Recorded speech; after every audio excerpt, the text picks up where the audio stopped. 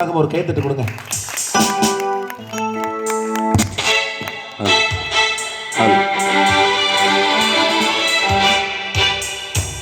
முந்தி முந்தி விநாயகனே கோடி தேவர்களே வந்து வந்தன்மை காருமையா வந்து வந்தன்மை காருமையா வந்தனம் வந்தனம் தந்தோமையா வந்தனம் வந்தனம் தந்தோமையா சக்தியுள்ள சிவகுருவே உனக்கு நித்தோ வணக்கோமையா பக்தியுடனே பதம் பணிந்தேன் பக்தியுடனே பதம் பணிந்தேன் நிச்சயம் வெற்றியை தாருமையா நிச்சயம் வெற்றியை தாருமையா நிச்சயம் வெற்றியை தாருமையா. எல்லாம் அல்ல இறையுருளை மனதில் நினைத்து எழுச்சியோடும் மகிழ்ச்சியோடும் உற்சாகத்தோடும் உத்வேகத்தோடும் அன்போடும் பண்போடும் சீரோடும் சிறப்போடும் நடைபெற்றுக் கொண்டிருக்கக்கூடிய இந்த அற்புதமான பொங்கல் விழாவிலே மிக அற்புதமான ஒரு நகைச்சுவை கலக்கல் இசைப்பட்டி மன்றத்தை ஏற்பாடு செய்து கண்டு கேட்டு ரசித்துக் கொண்டிருக்கக்கூடிய தாய்மார்களுக்கும் பெரியோர்களுக்கும் சின்னம் சிறார்களுக்கும் இளைஞர்களுக்கும் இளைஞர்களுக்கும் மதிப்பிற்கும் மரியாதைக்கும் உரிய நடுவரவர்களுக்கும் கலைவித்தகர் நடுவரவர்களுக்கும் எண்ணணியிலே உண்மையை உறக்க சொல்லி உட்கார்ந்து கொண்டிருக்கக்கூடிய உத்தமருக்கும் எதிரணியிலே தத்து பித்து கருத்துக்களை கத்தி கதறி கொத்தி கொதறி தெத்தி தெதறி பெத்தி பெதறி கெட்ட இரண்டு மாபெரும் பொத்தர்களுக்கும் பொத்தர்கள் எத்தர்களுக்கும் அது ஒரு இத்தர்களுக்கும் பெரிய மஞ்சுளா தேவி நினைப்பு. மஞ்சுளா பழைய நடிகை மஞ்சுளா அழகிய தமிழ் மகள் இரு வெளிகளில் எழுதிய மடல் நல்ல மலர் கூட நினைத்தோ இவளுக்கு பெரிய பானுமதி நினைப்பீங்க. பானுமதியா? பானுமதி ராஜா அது சரோஜா தேவி ராஜாவின்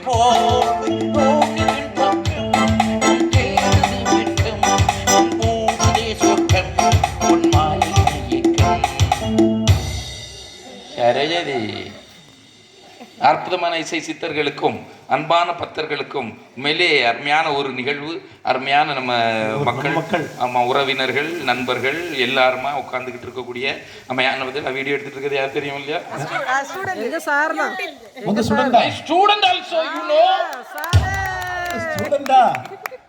பயங்கரமான ஸ்டூடெண்ட் ஆகும், சாதாரண ஸ்டூடெண்ட் கிடையாது. இப்ப அதோட லைவ்ல போயிட்டு இருக்கு எல்லா ஸ்டூடெண்ட்.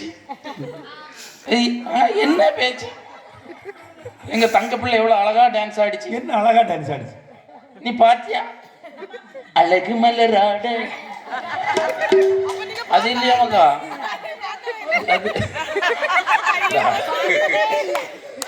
நல்லா ஆடுற அடியானா நீ சூப்பரா ஆடுற கேட்டியா? அவளுக்கு ஒரு நல்ல கை தட்டு கொடுங்க வாழ்த்துக்களோடு. இல்ல அவர் என்னன்னா அந்த மாதிரியான ஒரு அருமையான பாட்டுக்கு நீங்க டான்ஸ் ஆடுறீங்க, அந்த மாதிரியான அந்த பாட்டுக்கு சொல்லல. சரியாமா? உண்மையிலே நடுவர் அவர்களே பாராட்டணும். வந்து நின்றுகிட்டு எங்க சித்தியாக்காது சித்தி கேட்டீங்களா? நீங்க பணம் கொடுத்தா சித்தி வந்திய? ஆனா அவ பணம் கொடுத்தாதான் வருவா பாத்துக்கிட்டு தெரியுமா? உங்க மோளா 5 பைசா குறைஞ்சா வரமாட்டான். இல்லன்னா சித்தி கூட்டி பாருங்களா. இன்னைக்கு வர்ற இங்க பட்ட பாடு என்ன தெரியுமா? இப்ப ஆளு குளச்சல்ல இருக்கக்கூடிய ஆளு. ஆமா உண்மையிலே 500 ரூபாய் கூட கொடுக்கன்னு சொல்றீங்களா?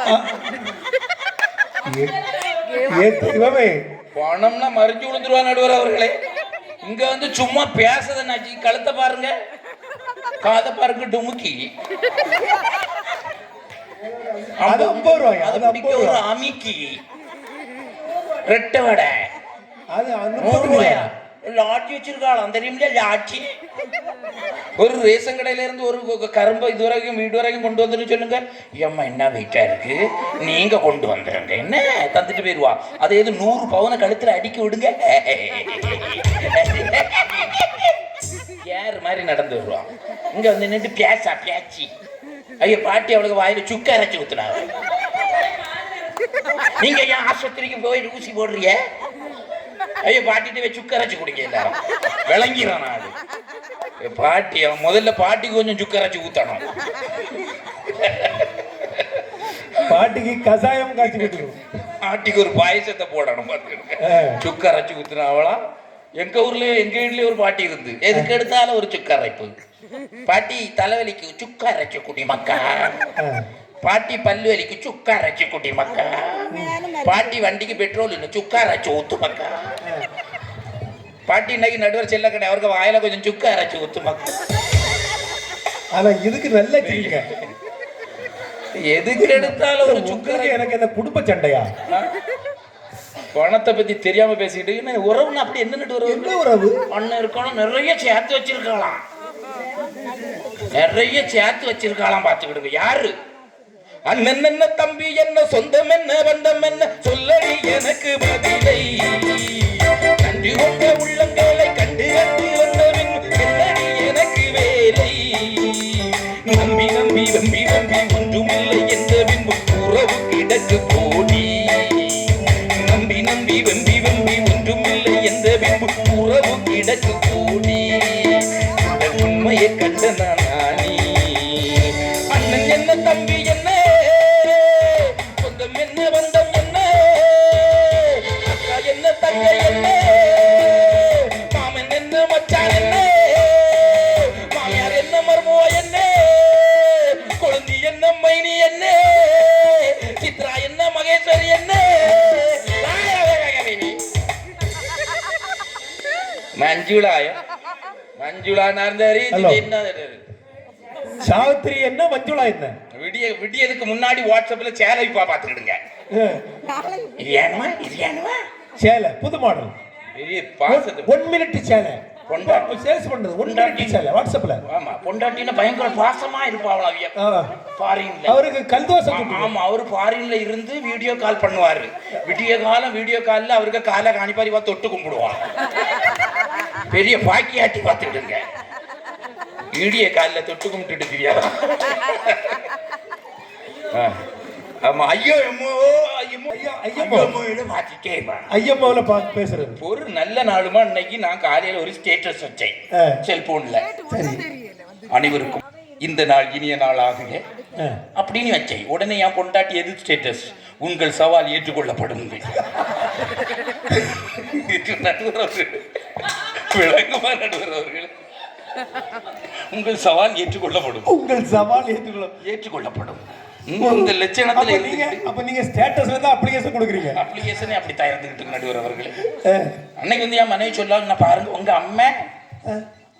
அம்மை பாருங்க எது போட்டாலும் வேண்டான்னு சொல்லாங்க, சுருண்டு படுத்துறாங்க. நான் எதை போட்டாலும் வேணாம். நான் உனக்கிட்ட என்னம்மா அப்படி போட்டானே, பட்டினி போட்டேன் என்ன சுருண்டு கிடக்காவ பாருங்க.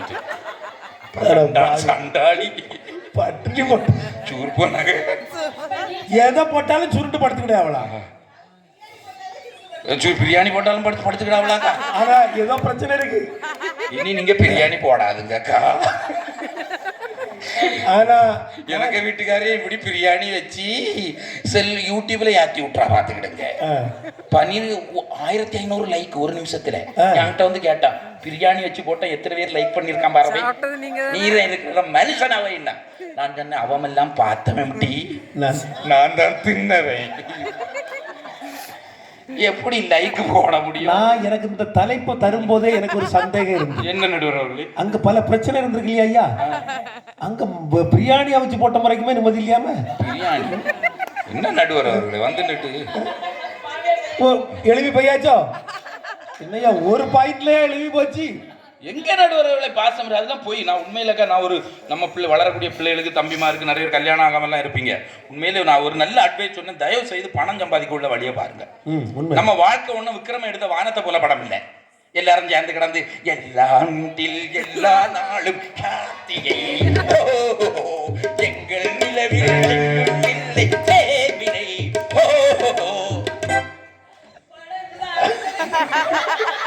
நீ ஆடிட்டு கடை வேண்டாம் வீட்டுல, உங்க அக்கா தங்கச்சி எல்லாம் எழுதிட்டு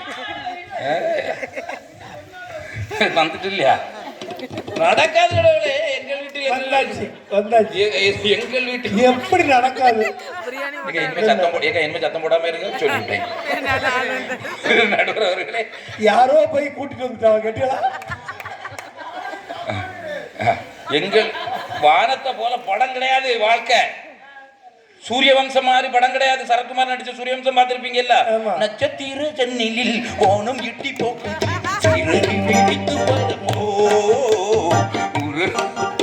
ஒரு பாட்டுல இருந்தால 10 பஸ் வந்துடும் நினைக்கப்படாது. கடுமையா உழைச்சாதான் பணம் வரும்.